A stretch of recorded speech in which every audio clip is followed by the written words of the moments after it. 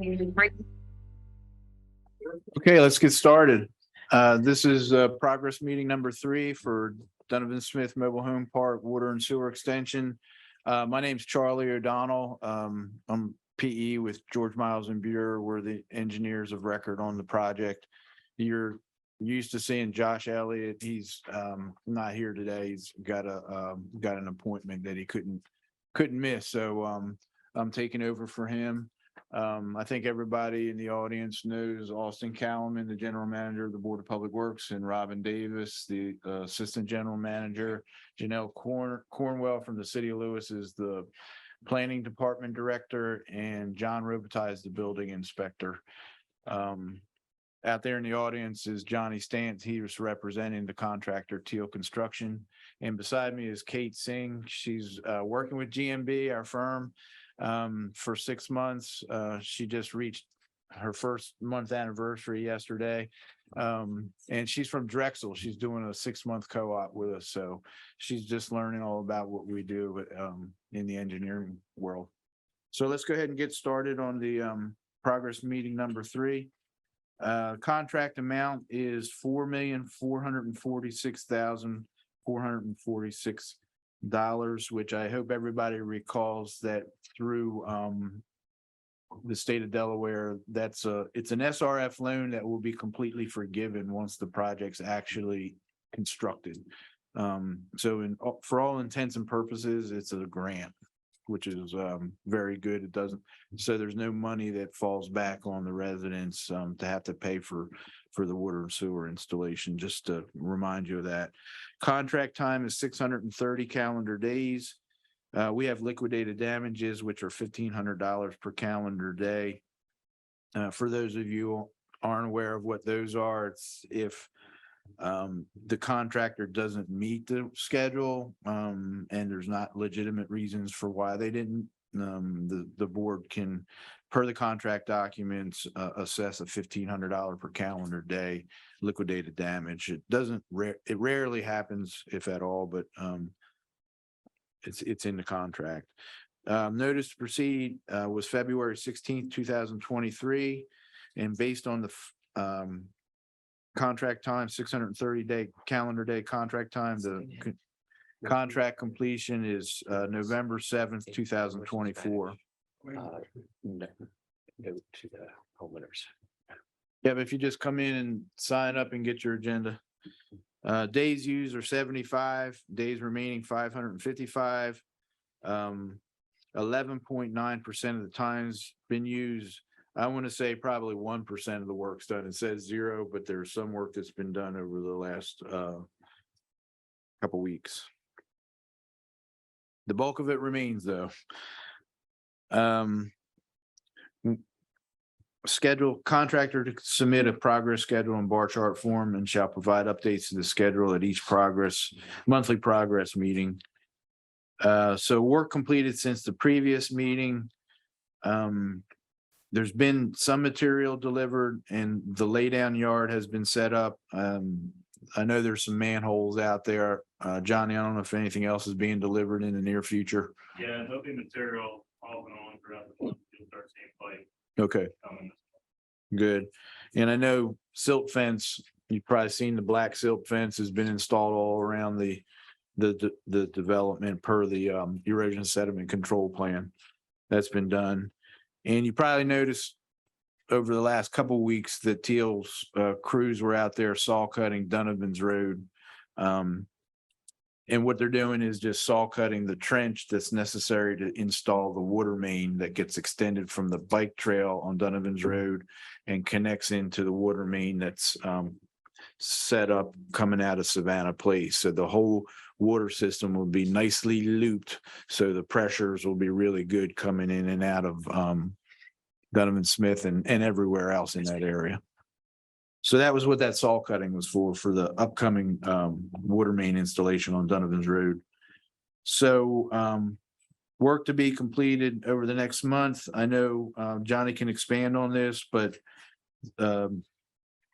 Teal's surveyor, which is Atlantic Surveying and Mapping, probably saw them out there today. They're staking out the sewer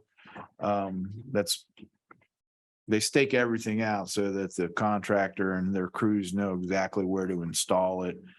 And they submit what we call cut sheets to GMB. We review all those to make sure that the stakeout and the projected pipe locations are exactly the way they are on the plans. So that will continue.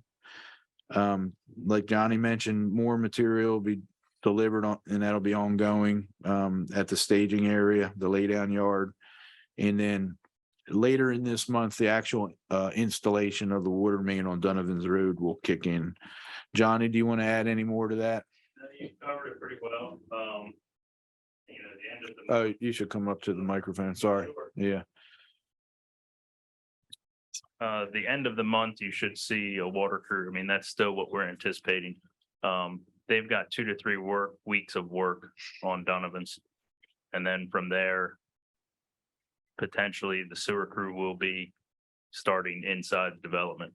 So I would say, hopefully sometime in June, middle June, inside of development. sewer crew starting inside the development. Are you starting at the entrance of Central and then working in? Yeah.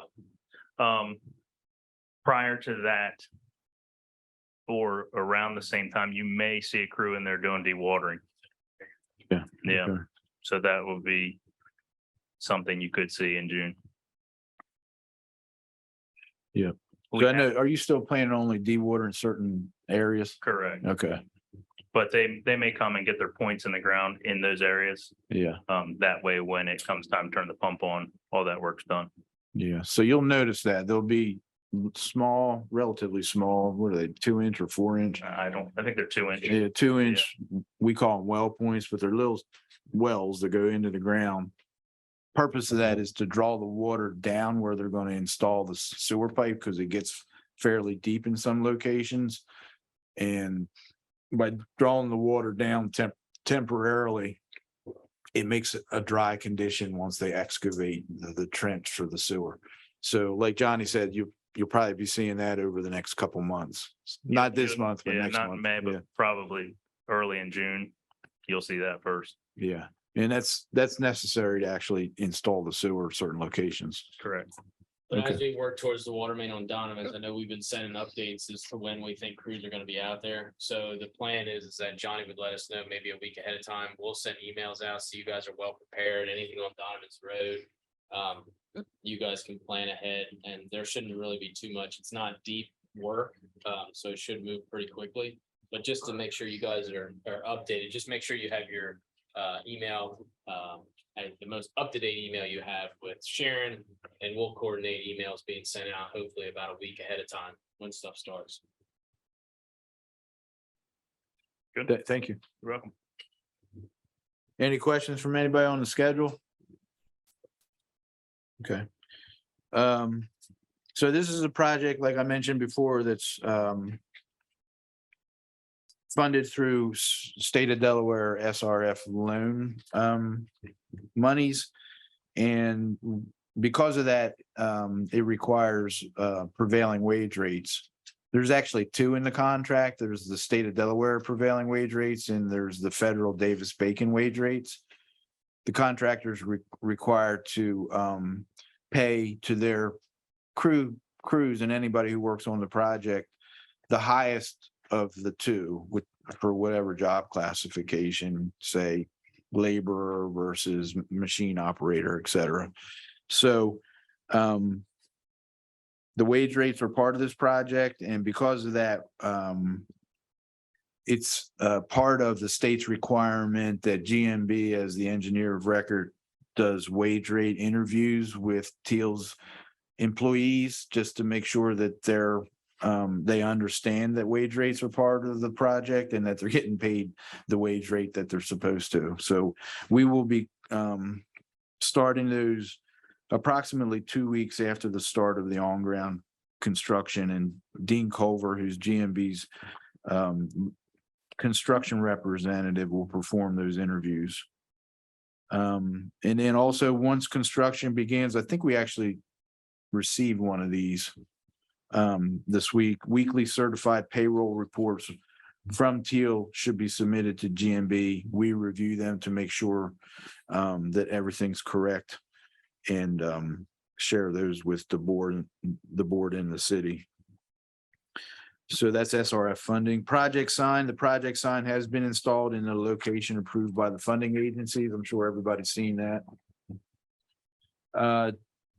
DelDOT items. So DelDOT is involved with this project because of the work that's on Donovan's Road. That's a DelDOT maintained road.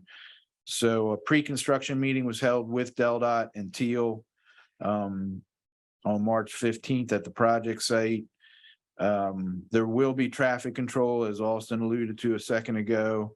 The contractor Teal shall be responsible for traffic control during the course of the project and shall coordinate with the owner, engineer, and regulating authority as required. All traffic control flaggers are to be certified. Regarding access, vehicular access must be provided at all times to all residents and pedestrians who are not within the hard closure work area. So at times there's going to be not very long areas, but certain areas that are shut down inside the park while Teal's installing pipe, because it's going to be deep, it's going to be dangerous, it's going to be almost impossible for a vehicle, or even we wouldn't want a pedestrian to get anywhere near that area. But that'll be coordinated between Teal, GMB's inspector that's on site, and you guys, as to like, just so you know that that's happening and that we can prepare for you to get around that small hard closure area. So just keep that in mind as the project moves forward. Access for emergency vehicles and special needs residents must be maintained at all times. The contractor Teal is to coordinate with delivery trucks for businesses located in the work area. Maintenance of traffic. Proposed maintenance of traffic consists of lane closures with flaggers. So maintenance of traffic, depending on the project, can be sometimes, more or less stringent than lane closures with flaggers. It can be complete shutdowns, just shoulder closures. There's other things, but in this case, we have lane closures with flaggers that we're expecting. Compaction testing. This is specific to the DelDOT road to be performed. We're directed by GMB, but DelDOT also requires one test per lift per 100 lineal feet of trench. So when the pipe is in the ground and Teal starts backfilling the trench, when we say lift, it's only certain height, like 6 inches. And then they compact that 6 inches, and then they bring it up another 6 inches and compact it.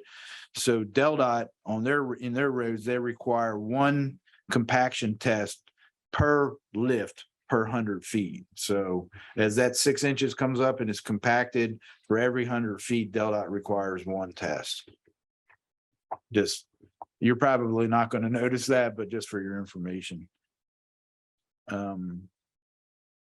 Utility trench restoration. DelDOT and Teal Construction have agreed to a modified policy concerning the temporary trench restoration on Donovan's Road.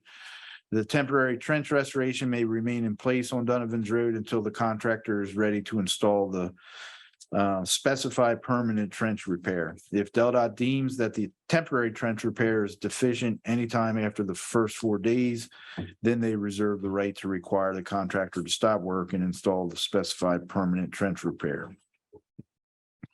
Number 5, the contractor shall contact Miss Utility and the Lewes BPW 48 hours in advance of any excavations. Number 6, notification of residents. GMB will coordinate with Teal Construction and notify residents a minimum of 1 week in advance of any work being performed on their homes. The other person that's not here is Dwayne Hoffman, GMB's RPR inspector, who you may have met by now.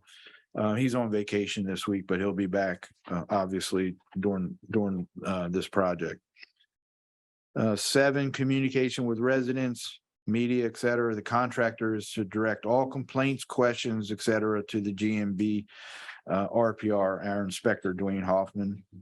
Residents are encouraged to bring any issues up to the GMB RPR immediately. Dewatering, a permit is required for any construction dewatering, like we talked about before.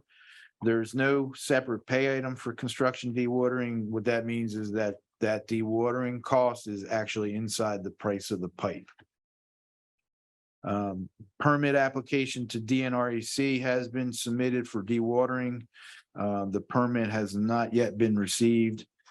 GMB and Teal have discussed potential discharge locations for the dewatering system. Charlie, we can do that then. Oh, okay, good, excellent.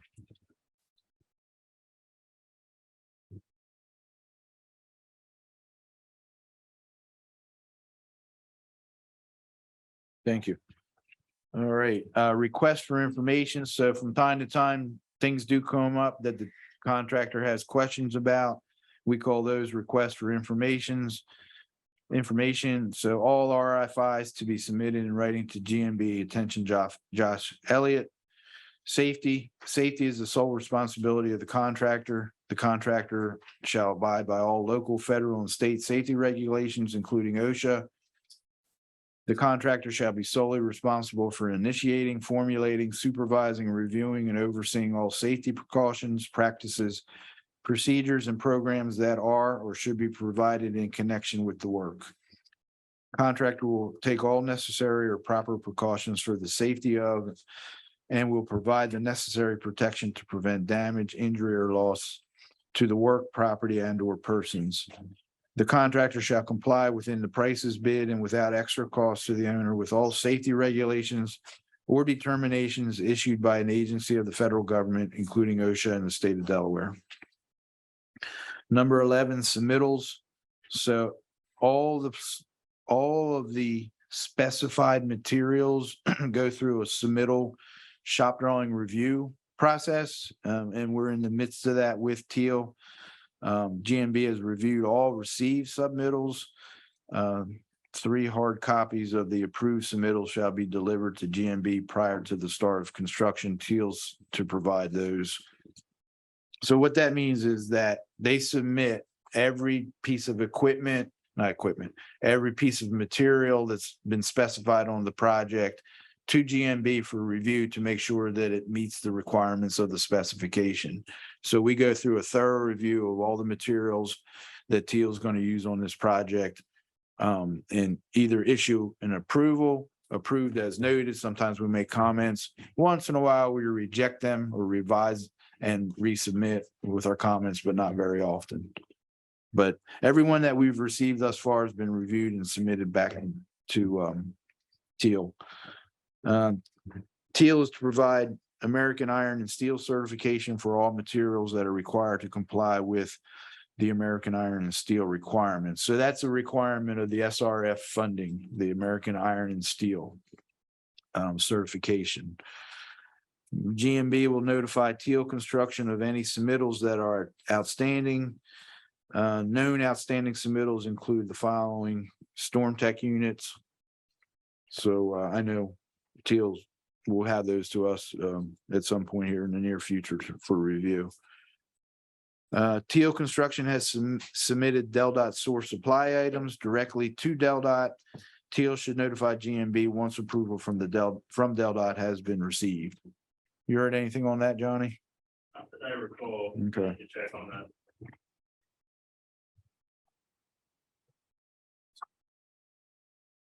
Number 12, survey stakeout. Contractor is responsible for survey and layouts / stakeout. Cut sheets, like we talked about before, are to be provided at least 24 hours in advance of installation. Typically, we get them well before that for review. And like I mentioned earlier, Atlantic's out there doing survey work this week. 13, job site conditions, residents' complaints, etc. None to date. Anything from the residents on that thus far? Go ahead. The fence, that's so. Yeah. Yeah. They quit. They went around to the back and that's all open on that side. Then there's a little garden. There's garden place there. Okay. They went up this way and over here and down, and then that were over there for storage. Okay. Why did they close off the garden? We can't get in there to mow the grass, Probably to protect it. but we can't get in there. The grass Yeah. is over the fence in some places. Ma'am, I'll take a look at it when I leave. Mhm. And if we Okay. can make an adjustment to it today. because if there's, we cut it ourselves, parked on, Okay. they have nothing, they tell me I could do it. As long as people could, anybody could go in there, I'll look at it when I and leave we here. take care of it. Gotcha. Okay, thank You're you. welcome. Thank you, Johnny. No problem. Okay, inspector hours used. Amount since last meeting, I think there has been a few hours that Dwayne's put actually on the site, obviously with the saw cutting that was going on in the silt fence installation. So that zero's not correct. I want to say it's probably like 40 hours if you want to jot that down, because he was out there for about a week during the saw cutting. And I know he's checked in on the silt fence installation. We'll have that precise at every meeting. It's just what we're getting started right now. Amount remaining in terms of our inspector hours is 3,500 hours. Weather delays, 0 since last meeting, 0 days total due to weather. Trench backfill. The contractor is requested to maximize the reuse of excavated material as much as possible. An area has been provided for stockpiling material excavated from the trenching so that it can be utilized as backfill. GMB will assess the suitability of the excavated material for use as backfill. So there are standards for backfill. We don't want to use bad material that's existing if we don't think it's suitable for the trench restoration. So that's something that will be ongoing through all the pipe installation. 17, status of contingency items. No contingency items have been used. So as part of the contract, there's probably almost 15 different contingent items. And that's typical of this type of project because you just don't know what you're going to run into. So we try to anticipate the items, their quantities, et cetera, of contingency, but none have been used thus far. Some will be used once they get heavy into the construction, but none thus far. 18, the contractor shall be responsible for maintaining one set of red line record documents, which are to be reviewed for consistency at each progress meeting and submitted to the engineer at the project completion. Record drawings are to be provided by a professionally registered engineer or licensed surveyor. So, despite the greatest efforts for the plans to be perfect, there's always going to be things that are installed slightly different. And these red line as-built drawings are records that we have so that we know where everything is after the construction is complete forever. We'll know where that stuff is. So that's what we're talking about there. 19, change orders. No additional work shall be performed without authorization from the owner. Any request for time extensions must include adequate documentation. And before we get to questions and comments, just take a note of the bold at the bottom of that page 3. The next progress meeting is scheduled for June 7th at 10 a.m. right here at City Council. So put that on your calendars. And with that, I'll go around the room and open it up to questions and comments. Earl? I apologize for being a little bit late. So there is, I guess, an effort by some to look at increasing the number of trailers there. Oh, yeah. I meant to mention that too. Why don't you go ahead? Yeah, so there were sheets up there. They're over here now. Okay. Charlie. Want me to? Yeah, go ahead. Yeah. So the intent is not, the city has drafted an ordinance to look at holistically how things can function in the community. Right now, if you have small land lease areas, the code says you have to have 5,000 square feet. Most of those land leased areas are not 5,000 square feet. So the intent is to amend the city's code to more reflect the conditions of the community. So we have a handout. We're going to be holding a meeting so we can go through the draft ordinance to explain how the reasons why we're drafting an ordinance. Again, some of the things are, again, to more consistently reflect what's going on in the community, give you more ability to have an increased lot coverage. So that meeting will be Tuesday, May 9th at the Rollins Center at 101 Adams Avenue. And I had you have a card, so if you have questions before that, you can give me a call and I will do my best to answer any of those questions. So again, it's not an intent to increase the number. There are vacant lots that just exist, but to me, the way it was written was to, how can we help the community have more control over what you can do on your land? Because right now, if you think about it, you have a 40% lot coverage. So you can only cover 40% of your land lease areas. Well, the rest of the city pretty much has 65. So one of those items is to increase that lot coverage from 40% to 65 to be more consistent. And then reduce some of the setbacks to give you more room to do additions and decks and other things. But yeah, again, we did a flyer noting that meeting, and we'll be also be coming around today to hand deliver to everybody. So if you've already got one, you might get another one, and you might see our new code enforcement officer and one of our assistant building officials. Thank you. That's above my pay grade. I was only trying to figure out, do we have the ability to run fire suppression? Because I assume those new lots would require fire suppression. They will not, because HUD does not require fire suppression for manufactured homes. Okay. Good, I guess. Thank you. Thanks. You're welcome. Anything else, Earl? No, that was the only question I had. Austin, I'm good. Robin, No. John? Yes, there's a question up on the chat Okay. about the homes that were demolished. The question was whether they were. There's homes, sorry. Question on the chat about the homes being demolished. Can you bring that up, please? Were the homes that have been now demolished and removed done so legally? Yes. Building permits, demolition permits were applied for and issued for those homes to be removed.